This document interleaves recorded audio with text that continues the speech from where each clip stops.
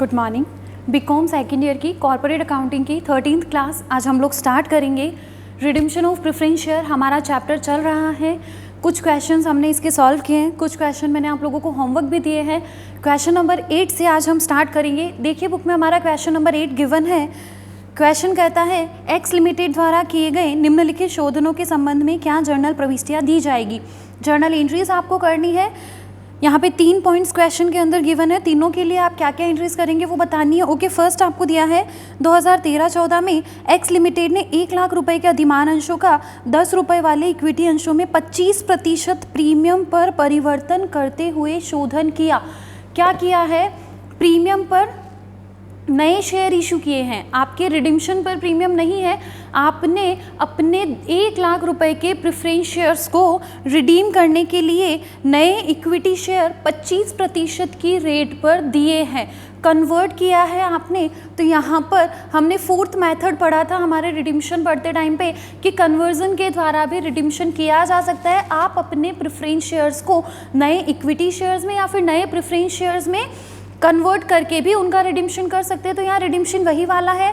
अब ऐसे केस में आपको बोल दिया गया कि 1 लाख रुपए के शेयर्स रिडीम करने, उसके लिए आप अपने नए इक्विटी शेयर्स 25% के प्रीमियम पर इशू कर दो। इस तरीके से आपको बताया गया।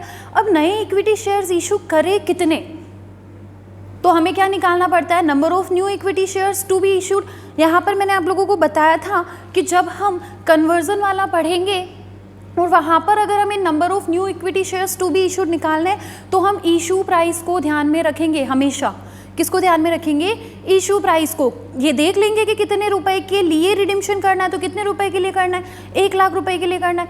किस रेट पर नया शेयर इशू होगा? तो 10 वाला शेयर है आपका 25% के प्रीमियम पर इशू होगा। तो करें स्टार्ट क्वेश्चन। देखिए सबसे पहले ये जो नया इक्विटी शेयर निकालने के लिए मैंने वर्किंग नोट बनाया, number of new equity shares to be issued 1 lakh रुपए के लिए आपको इशू करना है।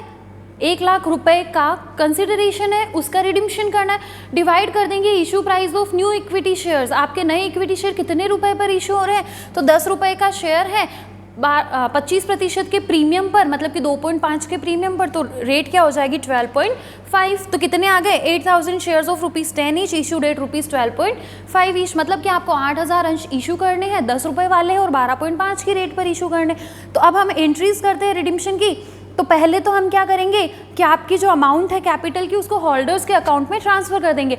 जब हमने स्टार्टिंग में ही पढ़ा था तभी मैंने आप लोगों को बताया था कि 2 तरीके हैं, 2 एंट्रीज की जा सकती है और उनकी जगह कंबाइंड एंट्री भी की जा सकती है। तो जब हम कन्वर्जन वाला करेंगे ना तो हमेशा 2 एंट्रीज करेंगे, ताकि अगर प्रीमियम वाला आता है ना तो सारा का सारा प्रेफरेंस शेयर होल्डर्स का जो अमाउंट है वो होल्डर्स के अकाउंट में एक ही बार में ट्रांसफर हो जाएगा। देखिए हमने फर्स्ट एंट्री करी है preference share capital account debit to preference share holders. 1 lakh रुपए जो है वो 1 लाख रुपए हमने क्या कर दिए? प्रेफरेंस शेयर होल्डर्स के अकाउंट के अंदर ट्रांसफर कर दिए। बहुत सिंपल सी एंट्री है, preference share capital account debit to preference share holders. अब इसके बाद जब उनको पेमेंट किया जाएगा, जब एक्चुअली रिडिम्पशन होगा, तो अब हम उनको पेमेंट किस में कर रहे हैं? कैश तो दे नहीं रहे, क्या दे रहे हैं हम उनको? अपनी नई equity share capital. Then entry क्या होगी? Preference share holders account debit. Total 1 lakh रुपए के लिए उन्हें क्या मिल रहा है?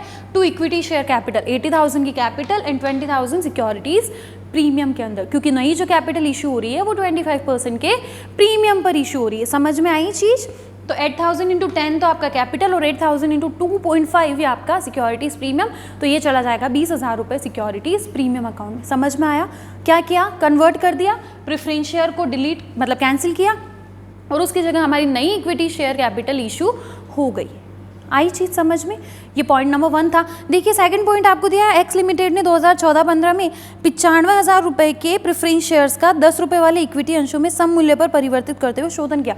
ना तो रिडिम्पशन पर प्रीमियम है, ना नए इक्विटी शेयर्स इशू करते टाइम पे प्रीमियम। बहुत सिंपल से जर्नल एंट्रीज हो जाएगी। देखिए पहले तो हम प्रेफरेंस शेयर कैपिटल को होल्डर्स के अकाउंट में ट्रांसफर करेंगे। Preference share capital account debit to preference share holder 95,000। After that हम जब रिडिम्पशन करेंगे यानी कि प्रेफरेंस शेयर होल्डर्स को पे करेंगे तो उनको पेमेंट किसके थ्रू किया जा रहा है? इक्विटी शेयर कैपिटल के थ्रू। तो एंट्री क्या हो जाएगी? Preference share holders account debit to equity share capital 95,000। यहाँ ये कन्फ्यूज़न मत लाना कि हमने जो सेकंड मेथड पढ़ा है नए अंशों के निर्गमन द्वारा शोधन, वो और ये कन्वर्जन वाला मेथड सेम है। नो, नए अंशों के निर्गमन द्वारा शोधन का मतलब होता है कि नए अंशों का निर्गमन करना और उससे जो राशि प्राप्त होती है उससे शोधन करना। वहाँ पर पेमेंट किया जाता है कैश या फिर बैंक के थ्रू, लेकिन यहाँ पर जो पेमेंट है वो कैश या बैंक के थ्रू नहीं होगा, यहाँ पर पेमेंट ही कैपिटल में होगा। समझ में आ रही है चीज़? ओके, तो ये हमने 2 एंट्री कर दी सिंपल सी। पॉइंट नंबर 3 देखिए, 2015-16 में एक्स लिमिटेड ने 10 रुपये वाले 10,000 अधिमान अंशों का 1.25 रुपये प्रति अंश प्रीमियम पर शोधन किया है। क्या कर रही है? 10 रुपये वाला शेयर है, उस पर 1.25 पर शेयर के हिसाब से, यानी कि किस रेट पर आपका शोधन हो रहा है? 11.25 की रेट पर। ओके, शोधन किया कैसे है? तो 10 रुपये वाले इक्विटी अंशों में 12.5% प्रीमियम पर परिवर्तन करते हो। दोनों जगह प्रीमियम है, शोधन भी प्रीमियम पर हो रहा है, नए शेयर इशू भी प्रीमियम पर हो रहे हैं। तो सबसे बड़ी चीज़ जो है वो ये है कि हमें number of new equity shares to be issued find out करना है।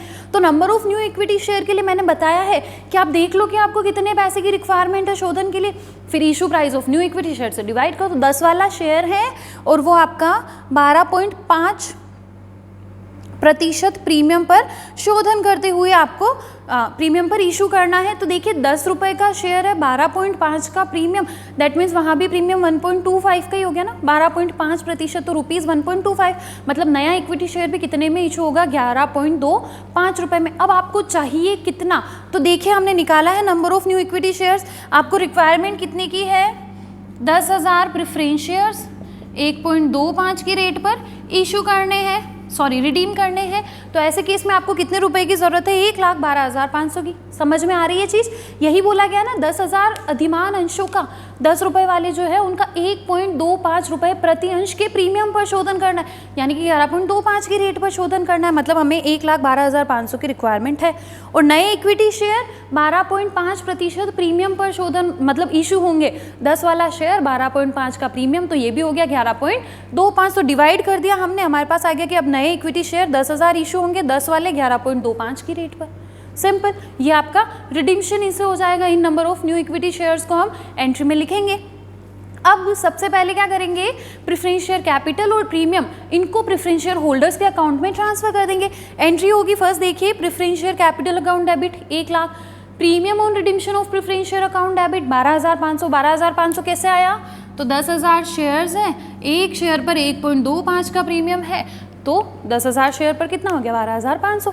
और ये टोटल दोनों अमाउंट्स मिलके कहाँ चली जाएगी? प्रेफरेंस शेयर होल्डर्स के अकाउंट में। तो एंट्री होगी preference share capital account debit, premium account debit to preference share holders 1,12,500। Preference share holders को जितना मिलना है वो उनके अकाउंट में क्रेडिट होगा। अगर प्रीमियम पर रिडीम्शन है तो प्रीमियम भी उन्हीं को मिलेगा और उन्हीं के अकाउंट के अंदर क्रेडिट भी हो जाएगा।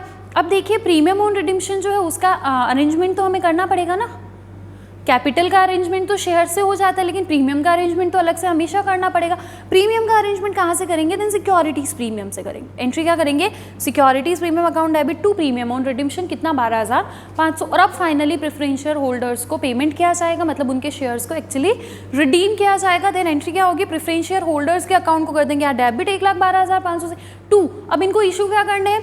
तो 10,000 इक्विटी शेयर 10 रुपये वाले, then 2 equity share capital 1 lakh, 10,000 shares 1.25 के प्रीमियम पर, तो 2 सिक्योरिटीज प्रीमियम 12,500।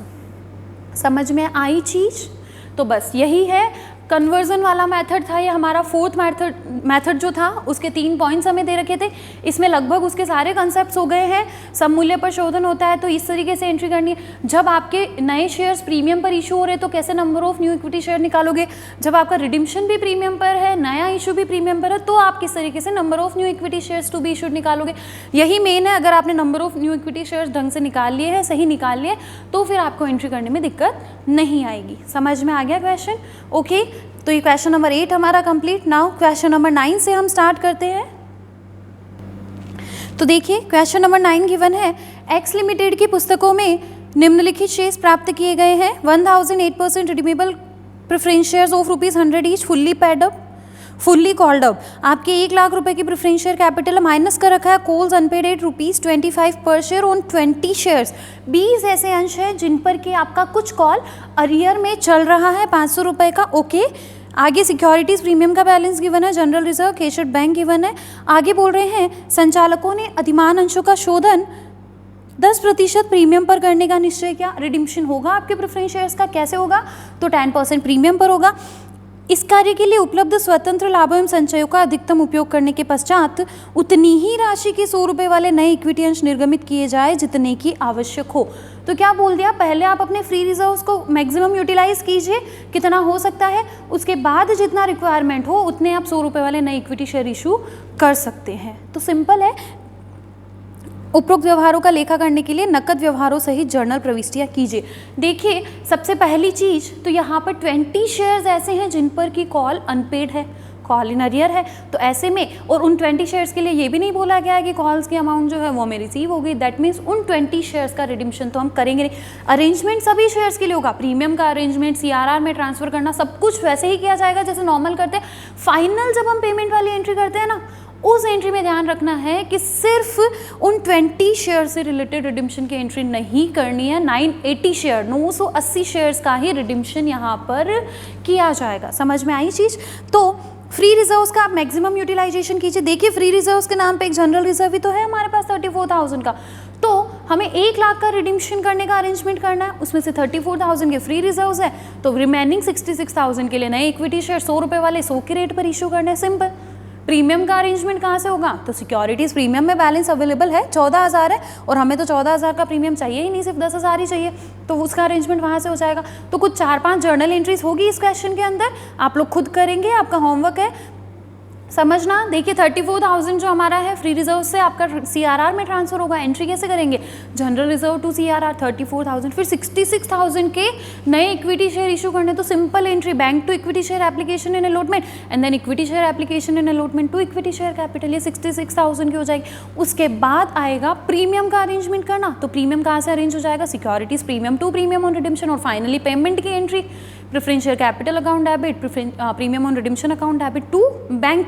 लेकिन ये वाली एंट्री 980 शेयर्स के लिए ही करनी है। कैपिटल भी 980 से डेबिट होगी, 980 शेयर्स के लिए डेबिट होगी, प्रीमियम भी 980 शेयर्स के लिए डेबिट होगा और टोटल पेमेंट होगा। समझ में आ रही है चीज़? तो क्वेश्चन नंबर 9 आपका होमवर्क रहेगा, आराम से हो जाएगा। अब देखिए क्वेश्चन नंबर 10 हम देखते हैं। क्वेश्चन नंबर 10 हमारा गिवन है। देखिए एक कंपनी की अंश पूंजी में 10 रुपये वाले 1 लाख इक्विटी अंश है और 1 रुपये प्रति अंश प्रीमियम पर शोधनीय 10 रुपये वाले 50,000 6% शोधनीय अधिमान अंश शामिल है। इक्विटी शेयर्स हैं आपके 10 लाख रुपए के, तो और प्रेफरेंस शेयर है आपके 5 लाख रुपए के, जिनको कि 1 रुपये प्रति अंश के प्रीमियम पर शोधन करना है। एक अंश पर 1 रुपये का प्रीमियम देना है, मतलब 50,000 शेयर्स पर कितना प्रीमियम देना है? 50,000 रुपये का। सिंपल। ओके। कंपनी के प्रॉफिट एंड लॉस अकाउंट में 4 लाख रुपए का क्रेडिट बैलेंस है और जनरल रिजर्व में बैलेंस है 5 लाख रुपए का। कंपनी ने निम्नलिखित प्रस्ताव पारित किए। फर्स्ट तो है कि अधिमान अंशों का शोधन करना है, तो ठीक है रिडिम्पशन करेंगे। सेकंड बोल रहे अधिमान अंशों के शोधन के लिए आवश्यक कोष की आंशिक व्यवस्था करने हेतु 10 रुपये वाले 30,000 इक्विटी अंशों को 11.25 प्रति अंश की दर से निर्गमन करना। करना क्या है? 30,000 equity shares of ₹10 each issue करने हैं आपको। कैसे? ₹11.25 पर शेयर के हिसाब से, मतलब प्रीमियम पर इशू करने। तो आंशिक व्यवस्था यहाँ से हो जाएगी, फिर जितना और चाहिए उतने के लिए आप क्या कर दो, नया आपके रिजर्व्स में से ले सकते हो। तो देखिए 30,000 शेयर 10 रुपये वाले, अब वो इशू भले 11.25 के रेट पर हो रहे हो, हमें उससे मतलब नहीं है। हमें कितना कैपिटल अरेंज हुआ है? 3 लाख रुपए का, मतलब रिमेनिंग 2 लाख रुपए हमें कहाँ से लेने पड़ेंगे? अपने फ्री रिजर्व्स में से लेने पड़ेंगे। आपको इन व्यवहारों का लेखा करने के लिए खाते दिखाने और कंपनी की अंश पूंजी और संचय जो कि शोधन के पश्चात कंपनी में किस प्रकार प्रकट होंगे उनको दिखाने हैं कंपनी के बैलेंस शीट में। ओके। तो सबसे पहली चीज़ यहाँ पर हमें कोई पूरी बैलेंस शीट गिवन नहीं है, दैट्स वाई हम पूरी बैलेंस शीट बाद में भी बना नहीं सकते। हमें क्या करना है? सिर्फ कैपिटल और रिजर्व्स को शो करना है बैलेंस शीट के अंदर, और अकाउंट्स यहाँ पर हमें प्रिपेयर करने हैं। तो हम जर्नल एंट्रीज हमें पता है अच्छे से कि क्या क्या होगी, तो उसके हिसाब से वैसे ही हम लोग अकाउंट्स भी प्रिपेयर कर सकते हैं। जो जो एंट्रीज में अकाउंट के नाम आ रहे हैं उनको लिखते जाएंगे। देखिए सबसे पहली चीज़ आपने क्या किया है? 30,000 नए इक्विटी अंश इशू किया 11.25 के रेट पर। Then first entry will be bank account debit to equity share application and allotment account. तो हमने फर्स्ट एंट्री यहाँ पर कर दी bank account debit to equity share application and allotment 30,000 shares 11.25 की रेट पर, तो ये हो गए 3,37,500 रुपये। इसके बाद सेकेंड एंट्री हम करते हैं equity share application in allotment account debit to equity share application in allotment account debit to equity share capital 3 lakh, to securities premium 37,500, यही होगा। 30,000 शेयर 10 रुपये के, 30,000 शेयर पर 1.25 का प्रीमियम। इसके बाद शेयर्स तो इश्यू हो गए, 3 लाख का अरेंजमेंट हो गया। आफ्टर दैट हमें क्या करना है, 2 लाख रुपए ट्रांसफ़र करने अपने फ्री रिजर्व्स में से, कहाँ, कैपिटल रिडिम्पशन रिजर्व के अंदर। देन एंट्री क्या करेंगे, profit and loss account debit to capital redemption reserve. यहाँ पे आप जनरल रिजर्व से भी ले सकते हैं, ऐसी कोई बात नहीं है, लेकिन हमने प्रॉफिट एंड लॉस से लिया, दोनों में सफिशिएंट बैलेंस अवेलेबल, 2 लाख रुपए लेना है। एंट्री क्या करी, profit and loss account debit to CRR 2 lakh रुपए, तो सीआरआर में आ गया by profit and loss 2 lakh रुपए। इसके बाद अरेंजमेंट सब कुछ हो गया, अब हमें प्रीमियम का अरेंजमेंट देखना है। प्रीमियम का अरेंजमेंट अब करना है। प्रीमियम का अरेंजमेंट देखिए, हमारे पास यहाँ सिक्योरिटीज प्रीमियम आया है, तो इनकी एंट्री इन अकाउंट्स के अंदर भी होगी ना। इक्विटी शेयर कैपिटल में क्या आ जाएगा, पहले तो ओपनिंग बैलेंस लिख देंगे 10 लाख रुपए कैपिटल, फिर यहाँ से आएगी entry bye equity share application in allotment 3 lakh रुपए की। उसके बाद सिक्योरिटीज प्रीमियम में देखिए ओपनिंग बैलेंस जैसा कुछ गिवन है नहीं, 37,500 के नए आपके इक्विटी शेयर्स पर प्रीमियम आए हैं, तो उस प्रीमियम की एंट्री यहाँ पर हमने कर दी by equity share application in allotment 37,500। अब यहाँ से जितना हो सके सबसे पहले हम सिक्योरिटीज प्रीमियम का यूटिलाइज करते हैं, किसके लिए, प्रीमियम ऑन रिडिम्पशन के लिए। तो हम एंट्री क्या करेंगे, securities premium account debit to premium on redemption of preference shares 37,500 का अरेंजमेंट। लेकिन ध्यान दीजिए कि हमें 50,000 रुपए की प्रीमियम की रिक्वायरमेंट है ना। 50,000 शेयर पर 1 रुपये का प्रीमियम देना, मतलब 50,000 का प्रीमियम रिक्वायर्ड है, और हमारा अरेंजमेंट हो पाया सिर्फ 37,500 का। तो रिमेनिंग अरेंजमेंट कहाँ से करेंगे, ऑब्वियसली अपने फ्री रिजर्व्स में से। तो हमने क्या कर दिया, P&L account debit to premium on redemption of preference share, remaining 12,500, 50,000 में से 37,500 हटाया, और जितनी नीड थी वो 12,500 हमने यहाँ से अरेंज कर लिया। एंट्री अगर करते तो कैसे करते हैं, securities premium account debit, profit and loss account debit to premium on redemption of preference share, 37,500, 12,500 और 50,000, तो बस यही हुआ है। तो premium on redemption of preference share account के अंदर दोनों एंट्रीज आ जाएगी, बाय सिक्योरिटीज प्रीमियम 37,500 से, बाय प्रॉफिट एंड लॉस 12,500 से। अब प्रीमियम का अरेंजमेंट हो गया, कैपिटल रिडिम्पशन रिजर्व में भी ट्रांसफर हो गया, उसके अलावा हमने इक्विटी शेयर्स भी इशू कर दिया। फाइनली अपने शेयर्स को क्या कर दो, रिडीम कर दो। रिडीम करेंगे कैसे, preference share capital account debit, premium on redemption of preference share account debit to bank, यही एंट्री होगी।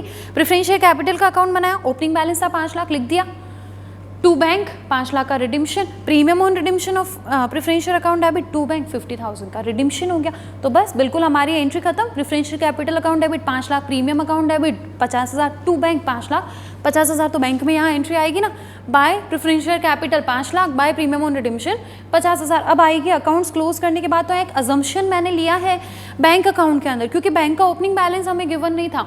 तो बैलेंस अपने पास 2 ऑप्शन है, एक तो है कि बैंक का क्लोजिंग क्रेडिट बैलेंस बता दो कि बैंक ओवरड्राफ्ट हो गया, या फिर सेकंड ऑप्शन नोट में डाल दो कि बैंक का हमने बैलेंस 2,12,500 अज्यूम कर लिया है कि ओपनिंग बैलेंस कंपनी के पास था। ओके, तो हमने अज्यूम कर लिया, जो बैलेंसिंग फिगर है उसको क्या मान लिया, ओपनिंग बैलेंस, अकाउंट क्लोज, उसके अलावा बाकी सारे अकाउंट को एक एक करके बंद करते जाओ, ये account close. Equity share capital जो भी बचा है, बैलेंस CD 10 की कैपिटल पहले थी, 3 और इशू है 13 की हो गई। सिक्योरिटीज प्रीमियम अकाउंट वैसे ही close. Profit and loss account जो भी बैलेंस बच रहा है वो यहाँ लिख दो, टू बैलेंस CD। CRR में भी 2 लाख का क्लोजिंग बैलेंस बच जाएगा। Premium on redemption account close, और प्रेफरेंस शेयर कैपिटल का भी अकाउंट क्लोज। अब जब हम नई बैलेंस शीट बनाएंगे उसके अंदर हमें कैपिटल को, रिजर्व्स एंड सरप्लस को शो करना है, तो ये आप लोगों का होमवर्क रहेगा। देखिए इक्विटी शेयर कैपिटल कितनी शो हो जाएगी, बैलेंस इधर गिवन है 13 लाख पर। सिक्योरिटीज़ प्रीमियम रिजर्व्स के अंदर नहीं है ही नहीं, क्लोज हो चुका है। रिजर्व्स में P&L आएगा 187,500 से, रिजर्व्स में जनरल रिजर्व आएगा जो अमाउंट दे रखी है, रिजर्व्स के अंदर CRR आएगा। बस इस तरीके से आप क्या करेंगे, रिजर्व्स को शो कर देंगे, कैपिटल को शो कर देंगे, और छोटी सी बैलेंस शीट का सिर्फ लाइबिलिटी साइड में भी सिर्फ शेयर होल्डर्स फंड वाला आपको बनाना है। तो ये बैलेंस शीट आप लोग खुद प्रिपेयर करेंगे। इसके बाद देखिए नेक्स्ट क्वेश्चन नंबर 11, निम्नलिखित में से प्रत्येक परिस्थिति में संबंधित कंपनी की पुस्तकों में जर्नल प्रविष्टियाँ दीजिए। फर्स्ट है, राम लिमिटेड ने अपने सामान्य संचय में से 100 रुपये वाले 5,000 शोधनीय अधिमान अंशों का 10% प्रीमियम पर शोधन किया। 100 रुपये वाले 5,000 प्रेफरेंस शेयर्स है, 10% प्रीमियम पर रिडिम्पशन हो रहा है जनरल रिजर्व में से। मुझे करवाने की कोई नीड नहीं है ना, आराम से कर पाओगे आप लोग। जनरल रिजर्व से 5 लाख रुपए तो ट्रांसफ़र कर दो कहाँ, CRR में, और जनरल रिजर्व से 50,000 रुपये ट्रांसफ़र कर दो प्रीमियम ऑन रिडिम्शन में, और फिर फाइनली आप रिडिम्शन की दूसरी एंट्री कर दो। तो 2 एंट्रीज करनी है, आप लोग खुद करेंगे। बी पॉइंट दे रहे हैं, श्याम लिमिटेड ने 100 रुपये वाले 4,000 शोधनीय अधिमान अंशों का 5% प्रीमियम पर शोधन किया, और इस हेतु कंपनी ने 10 रुपये वाले 40,000 इक्विटी अंश 10% प्रीमियम पर निर्गमित किए। कोई दिक्कत नहीं है, नए इक्विटी शेयर भी 40,000 है, 10 रुपये वाले यहाँ भी 4 लाख की कैपिटल, रिडिम्शन भी 4 लाख की कैपिटल का करना है। तो पहले तो नए इक्विटी शेयर इशू करने की एंट्री कर दो 2, bank to equity share application and allotment, equity share application and allotment to capital and to premium, और फिर फाइनली आप पेमेंट कर दो। प्रीमियम का अरेंजमेंट करने की एंट्री भी करनी है, प्रीमियम आप अरेंज करेंगे securities premium to premium on redemption. तो ये एंट्रीज हम लोग बहुत बार क्वेश्चन कर चुके हैं, तो ये क्वेश्चन का पॉइंट बी भी आप खुद करेंगे, पॉइंट सी भी आपको ही करना है। मैं पढ़ के बताती हूँ। मोहन लिमिटेड ने 100 रुपये वाले 6,000 शोधनीय अधिमान अंशों का 2% प्रीमियम पर शोधन किया। 100 वाला शेयर 2% के प्रीमियम पर जा रहा है, यानी कि 2 रुपये के प्रीमियम पर 12,000 का टोटल प्रीमियम आएगा। कंपनी के पास सामान्य संचय खाते में 2 लाख रुपए का और सिक्योरिटीज़ प्रीमियम अकाउंट के अंदर 15,000 रुपये का बैलेंस है। ओके, 2 लाख जनरल रिजर्व में, 15,000 सिक्योरिटीज़ प्रीमियम में, अच्छी बात है। शेष राशि के सममूल्य पर इक्विटी अंश निर्गमित किए जाए। करना क्या है, देखिए सिक्योरिटीज़ प्रीमियम का यूज़ आप कहाँ कर सकते हो, प्रीमियम के लिए। प्रीमियम आपको 12,000 ही चाहिए, 15,000 ऑलरेडी अवेलेबल है, तो कोई दिक्कत नहीं।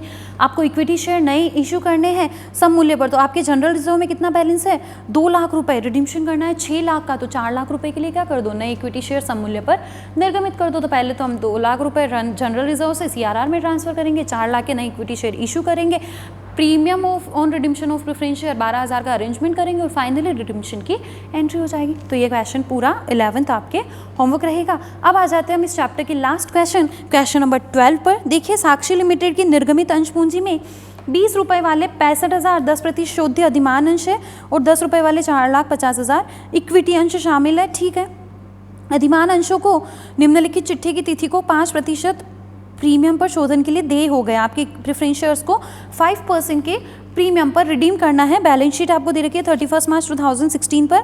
कैपिटल में इशूड एंड सब्सक्राइब कैपिटल में आपके वो ही दे रखा है, ऊपर जो लिखा हुआ है 65,000 preference shares of ₹20 each and 4,50,000 equity shares of ₹10 each fully paid up. Okay, इसके बाद नेक्स्ट आपको कुछ रिजर्व्स भी दे रखे हैं। रिजर्व में एक प्रॉफिट एंड लॉस अकाउंट ही है, करंट लाइबिलिटीज़ आपको दे रखी है, नॉन करंट एसेट्स दे रखी है। ठीक है, क्वेश्चन में आगे बोला गया है, अधिमान अंशों के शोधन के संबंध में यह निश्चय किया गया कि विनियोगों को 3 लाख रुपए में बेचा जाएगा। इन्वेस्टमेंट आपके देखिए बैलेंस शीट में आपके करंट एसेट्स में ट्रेड इन्वेस्टमेंट दे रखे 3,50,000 रुपए के, इनको आपको 3 लाख रुपए में बेचना है। 3,50,000 की चीज़ 3 लाख में बिकेगी, 50,000 का लॉस है, उसकी एंट्री भी हम करेंगे। ठीक है, कंपनी कोष में से लाभ हानि खाते में 2 लाख रुपए का शेष छोड़कर अधिकतम लाभों का उपयोग करते हुए शोधन के लिए आंशिक वित्तीय व्यवस्था की जाए। P&L में आपको 2 लाख का बैलेंस रखना है, रिमेनिंग आप कहाँ यूज़ कर सकते हो, अपने रिडिम्शन में कर सकते हो। शेष राशि के लिए पर्याप्त मात्रा में 10 रुपये वाले इक्विटी अंश 2.5 प्रति अंश के प्रीमियम पर निर्गमित किए जाए। ओके, तो आप P&L में से मैक्सिमम ले लो, 2 लाख छोड़ के जितना ले सकते हो। फिर उसके बाद रिमेनिंग के लिए आप न्यू इक्विटी शेयर्स 12.5 रुपीज़ पर शेयर के हिसाब से इशू करें, यह मानती हुई कि कंपनी के नए इक्विटी अंश पूर्णतः प्रार्थित हुए तथा अधिमान अंशों का शोधन कर दिया। जर्नल प्रविष्टियाँ कीजिए और शोधन के बाद का चिट्ठा भी बनाइए। तो करते हैं हम स्टार्ट इस क्वेश्चन को।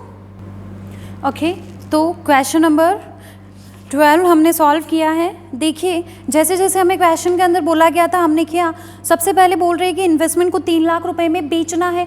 350 के इन्वेस्टमेंट 3 लाख में बेचेंगे तो एंट्री क्या होगी, सबसे पहले तो कैश हमारे पास आ रहा है तो बैंक अकाउंट तो डेबिट होगा 3 लाख रुपए से।